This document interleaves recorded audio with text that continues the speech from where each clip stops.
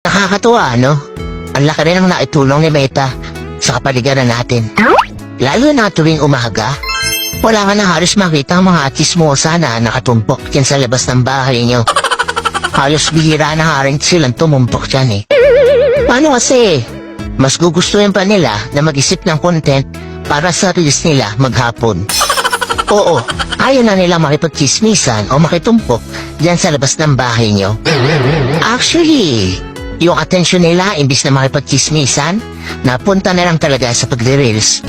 At ito pa ha, imagine ninyo. Kung dati, bumibili lang ng mga lutong ulam yung mga yan, ngayon, sila na mismo ang nagluluto ng mga ulam. At, kahit pritong itlog, inire-reels pa. Ganon kahusay si Meta. At ito ang pinakamalupit. Kung yung dati yung asawa mo tinatalahan ka sa tuwing uuwi ka, ngayon, hindi mo na makausap.